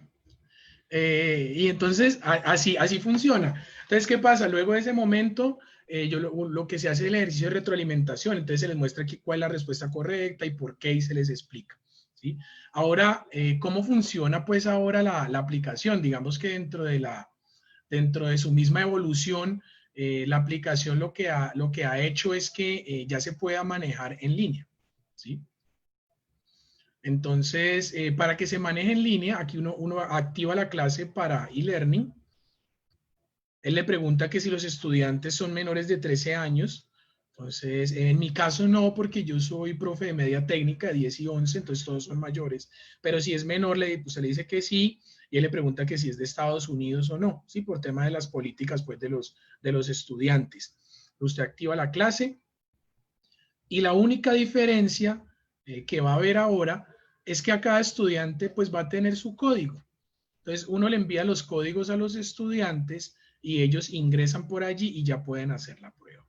¿Listo? Entonces digamos que es una herramienta que ha evolucionado y a su vez pues apoya mucho pues todo este ejercicio de cuando no tenemos mucha conectividad con los estudiantes en el aula. ¿Sí? Pues ya en términos así remoto, pues obviamente se va a necesitar de la conectividad para poder lograrlo. César, hay dos preguntas en referencia a este tema y una es, ¿qué era lo que mostraban los estudiantes cuando estabas en el video? Y la otra es, ay, espera que surgieron muchas. Es que no gratuita? ¿Es gratuita? Bueno, voy a tratar de no preguntarte tanto, pero es para no dejar al final. Se la voy respondiendo. ¿Es gratuita? Sí.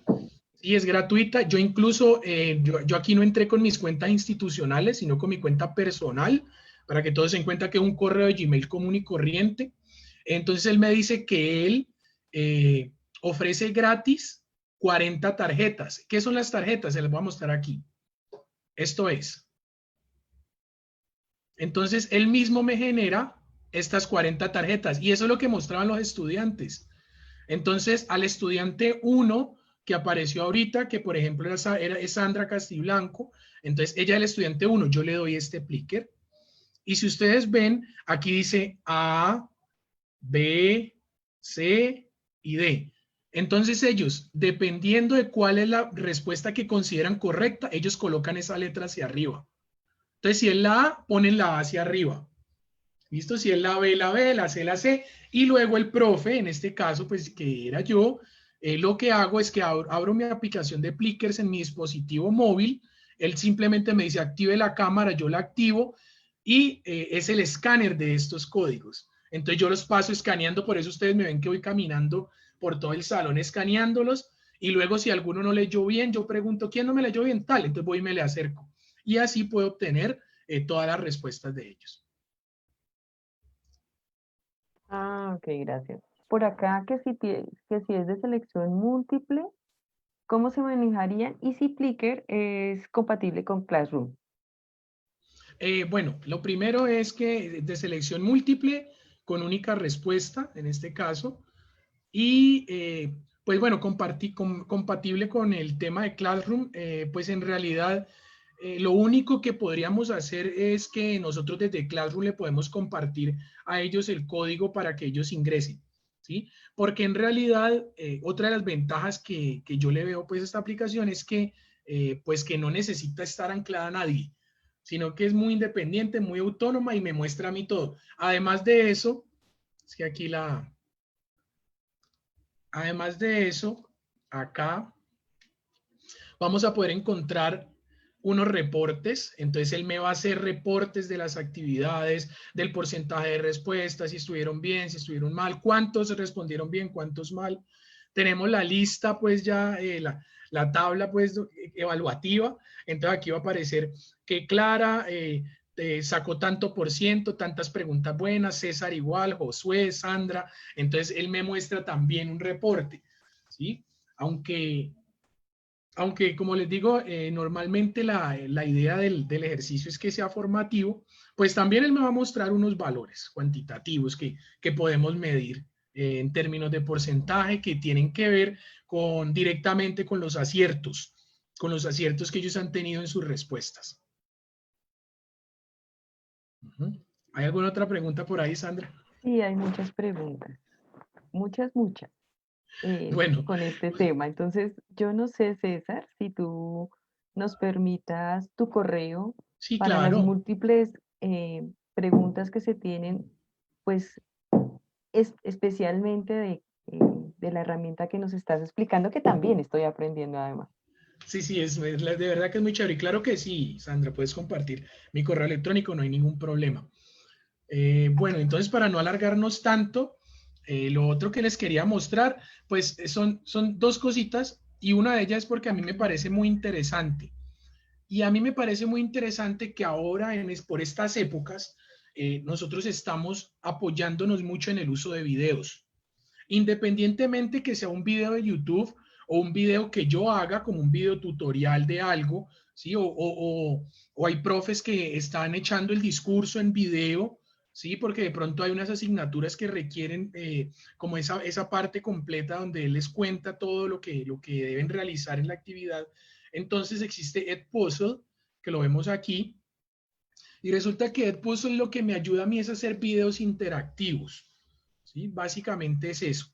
Entonces el video interactivo, el propósito que tiene para mí es que mantiene al estudiante anclado al video, ¿sí? Porque es que si uno le pone un video que supere pues unos 5 o 6 minutos, él de pronto ya, bueno, así le interesa, él va a querer parar un momentico. Entonces, lo que pasa con este puzzle es que él me ayuda a mí a colocar en el transcurso del video, ¿sí? Yo puedo detenerme para crear una pregunta, para ponerle un mensaje, ¿sí? Para ponerle, las preguntas pueden ser de selección múltiple con única o con múltiple respuesta, o una nota, o una pregunta abierta.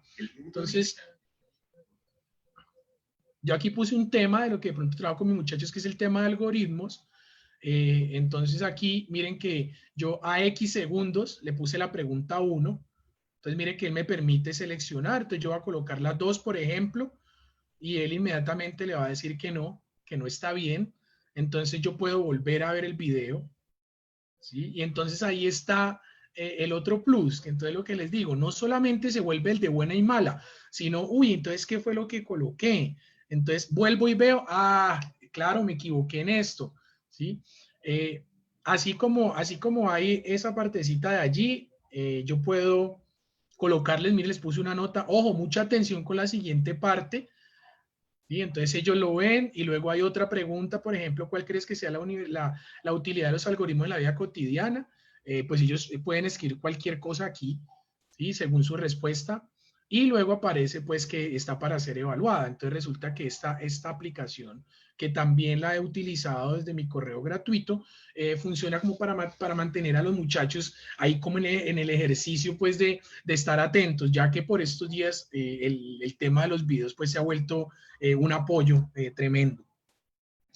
Y por último, entonces ya tenemos como las herramientas. Ahora, pues mostrarle a los estudiantes sobre qué es que se les va a evaluar.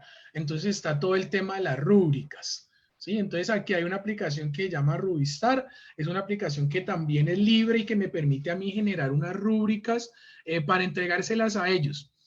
Sin embargo, pues el ejercicio de la rúbrica es un ejercicio muy personal, ¿sí? Muy de mis actividades y muy de mis propósitos. Sin embargo, aquí aparecen pues también unas que se han creado en diferentes tipos de temáticas. Entonces, en esas temáticas de pronto yo voy a tener un debate de clase. Entonces yo digo, bueno, ¿cuáles son las rúbricas para evaluar los debates de clase? Entonces aquí me aparece, ¿cierto? Que sea tal, el entramado del tema y él me genera la rúbrica. Entonces, este Rubistar, pues que aunque es una herramienta como muy sencilla, a veces nos apoya un poco en ese ejercicio de la generación de las rúbricas. Y la rúbrica, así como otras herramientas, como las listas de chequeo, ¿sí? Es muy importante que nosotros las dispongamos, los estudiantes. Y más ahora en este tiempo que nosotros tenemos la comunicación limitada con ellos.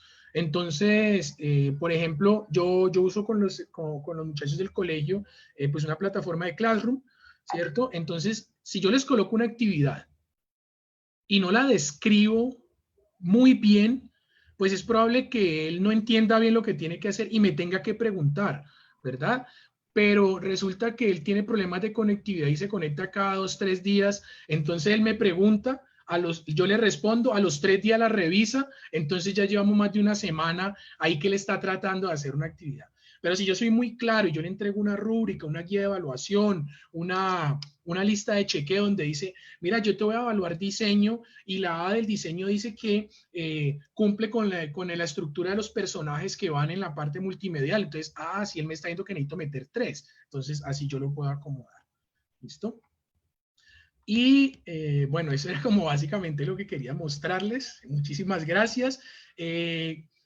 Con respecto a esta pregunta, a mí sí me gustaría que la doctora Clara nos contara cortico allí el tema de la experiencia que tiene UNAD con respecto a las herramientas de proctoring.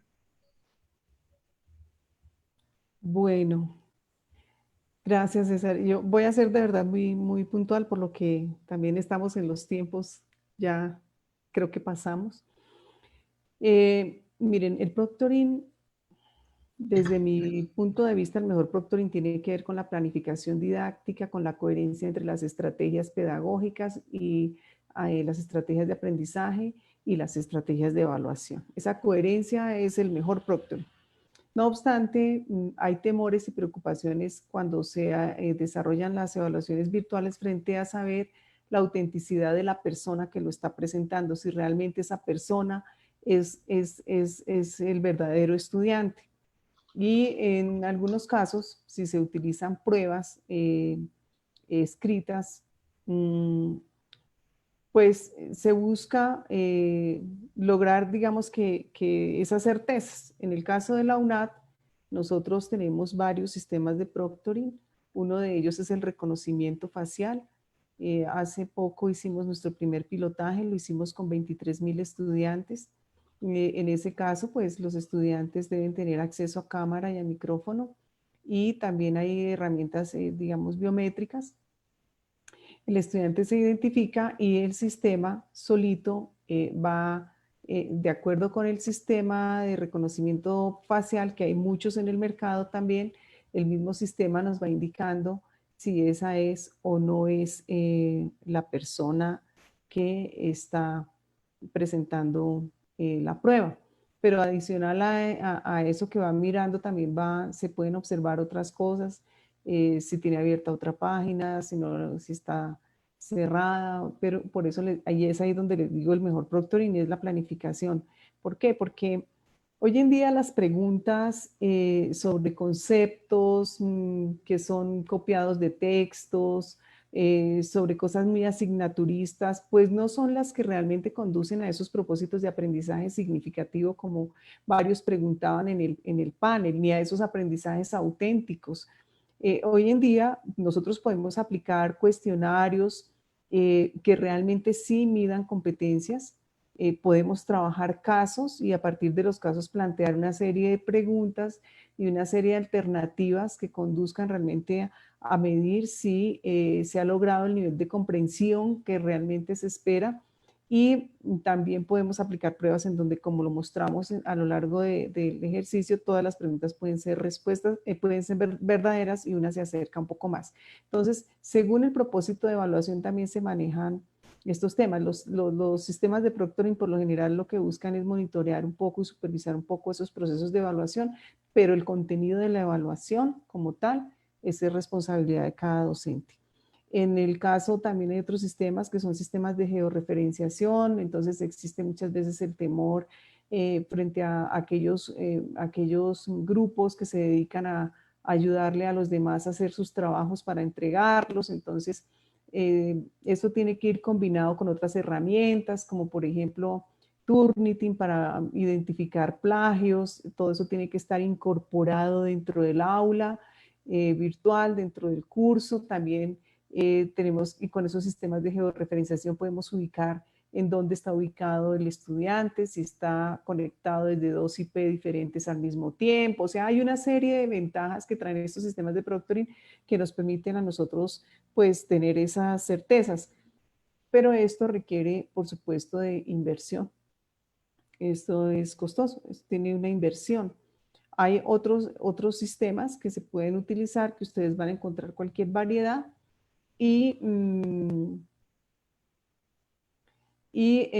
Por supuesto, aquí me preguntan que si es legal solicitarle la IP a un estudiante. Existen unas normatividades que sí hay que seguir, que regulan todos estos procesos, y lo más importante es que cuando una institución educativa vaya a implementar sistemas de proctoring o vaya a implementar algunas medidas en relación con estos controles, emita los acuerdos y las normas correspondientes para que los estudiantes las conozcan. En el caso de la UNAD desde el comienzo le cuenta a los estudiantes en su reglamento estudiantil y en los acuerdos que se emiten desde el Consejo Superior y desde el Consejo Académico, los estudiantes tienen conocimiento de todas estas reglas de juego. O sea, ellos ya saben claramente cuáles son las sanciones frente a alguna infracción que se cometa en relación con el uso adecuado de las plataformas y de las herramientas que se ponen a su disposición. Entonces, eso tiene que ir articulado, tiene que ir de la mano con la normatividad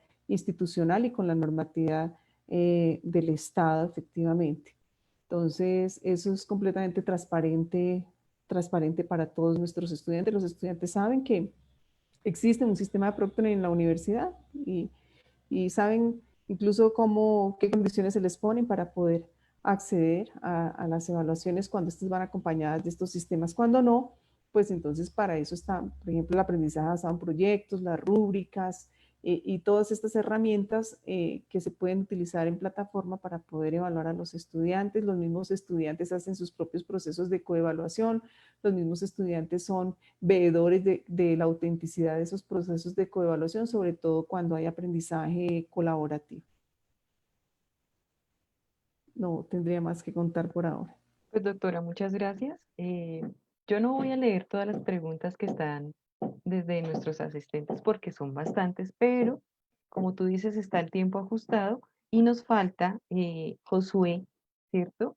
Con la pregunta como unión de los dos temas en cuanto a planificación y en cuanto a otros medios o dispositivos para evaluar qué es la tan llamada gamificación.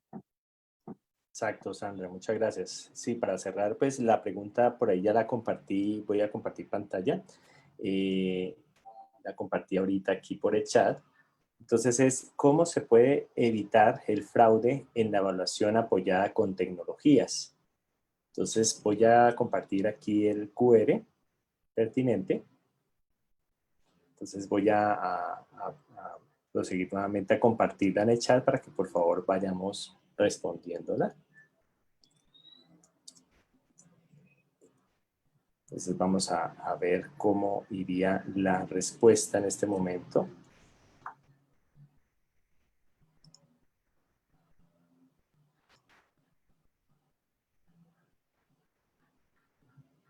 Aquí está. Ya va aumentando acá la respuesta. Van 3 personas, 4 personas respondiendo. En la tendencia estamos viendo que la respuesta de planificación está moviendo acá muy rápidamente, entonces se me escapa aquí, listo.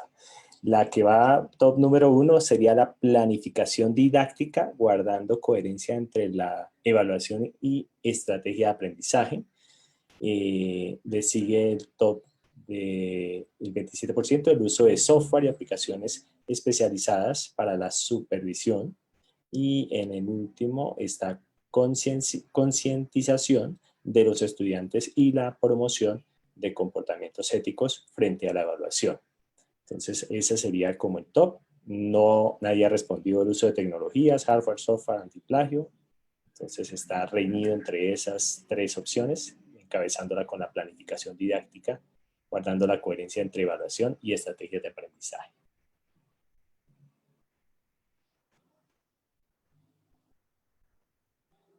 Entonces, doctora Clara, si quiere, con respecto a las respuestas, ¿nos puede orientar? No, felicitarlos. Muy bien. Efectivamente. Todas las anteriores. Todas son verdaderas, pero efectivamente la planificación didáctica, guardando esa coherencia entre la evaluación y las estrategias de aprendizaje, es la que más se acerca. Perfecto, doctora, muchas gracias. Doctora, sin embargo, y para cerrar, muchas gracias, Josué. ¿Vas a decir algo más? No, hay una ya.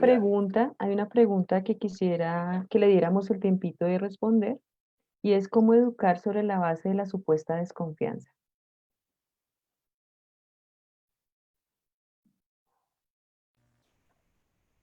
¿Cómo educar sobre la base de la supuesta desconfianza? Pues es una pregunta bien amplia, porque pues no sé aquí si se refieren a la desconfianza en términos de lo que estábamos De la evaluación y el plagio. de la evaluación, el Okay. plagio, el doctor. Y mire, por ejemplo, nosotros, ¿para qué usamos el sistema antiplagio, que en el caso de la UNAD es el Turnitin? Ese no lo utilizamos realmente para evaluar. Nosotros tenemos que generar unos hábitos en nuestros estudiantes.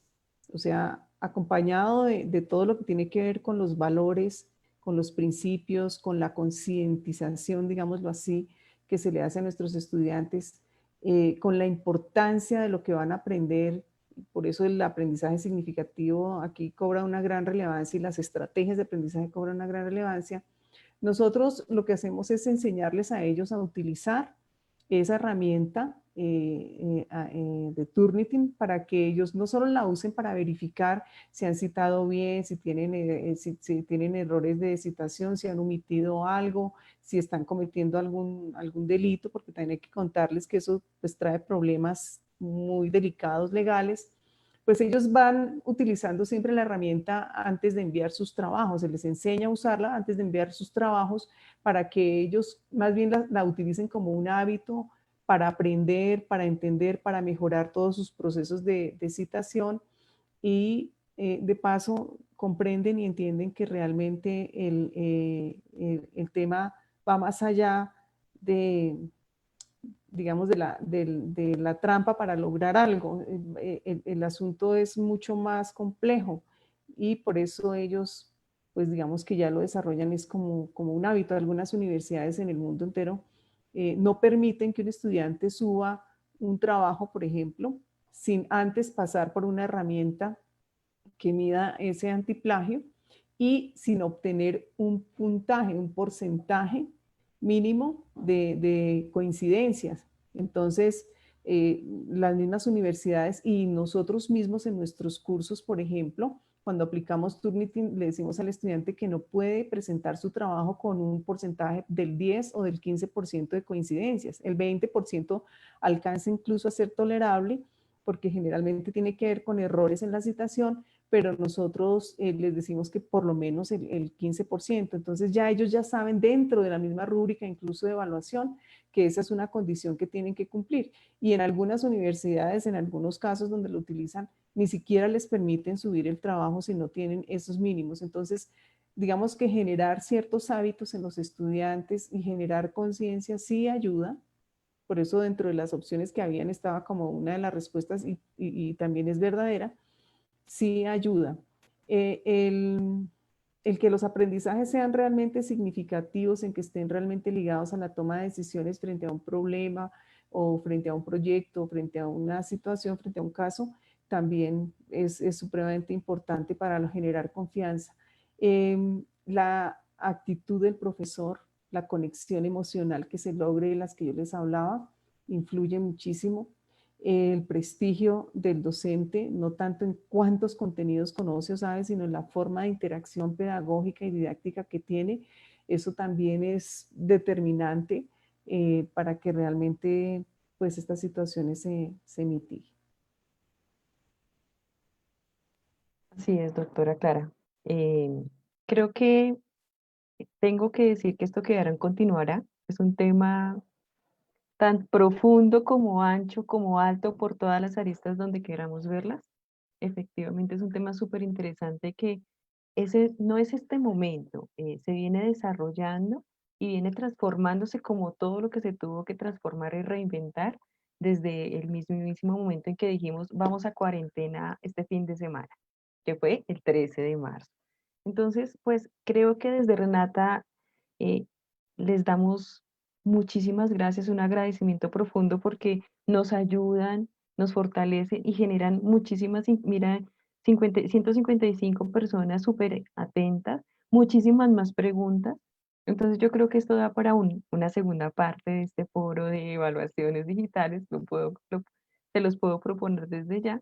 Quiero agradecerles muchísimo su tiempo, su compartir conocimiento y experiencias al ingeniero Josué, al ingeniero César y a la doctora Clara. Muchísimas gracias desde Renata y desde mi propio, lo que les digo, amo ser docente y esto me pareció súper interesante.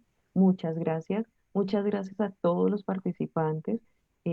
Estuvieron súper atentos, se nota, participaron, totalmente activos. Y Renata los invita para participar mañana en nuestro foro desde el estudiante, cómo vivimos la cuarentena. También a ellos les vamos a dar el espacio para que conversemos sobre qué pasó desde el 13 de abril hasta hoy. Esto queda grabado, ¿sí? Desde nuestros canales de redes sociales, Facebook y YouTube. Muchas gracias, seguramente sí les haremos llegar muchas de las preguntas y que nos quedaron guardadas para poder dar respuestas a nuestros participantes, ya que el tiempo acá pues era para aprovechar y compartir. Pero sí quedamos en pendientes y en deuda con ustedes y con nuestros participantes. Muchas gracias. Muchas gracias a todos ustedes, a mis compañeros y a Renata por esta oportunidad tan bonita y a todos los participantes por habernos comprendido y habernos soportado esta tarde. Fue una hora y media genial. De verdad no se sintió el tiempo porque la dinámica fue también súper interesante. Muchísimas gracias. Muchas gracias a ti, Sandra, Jimena, Renata. Muchas gracias, doctora, Josué, por este rato. Muchas gracias a todos los participantes. Muchas gracias también al ingeniero Fabián Castillo de la Universidad Libre, pues que fueron quienes hicieron el enlace conmigo para estar aquí en este día. Cualquier cosa, les puedes compartir mi correo electrónico en caso tal de que lo pregunte. Yo igual lo dejé por ahí por el chat, pero entonces estamos dispuestos para seguir en el ejercicio. Muchísimas gracias. Muchas gracias. Muchas gracias, Sandra. Muchas gracias, compañeros. Y a todos los que estuvieron muy atentos también. Gracias por la atención. A ustedes, feliz tarde. Que estén muy bien.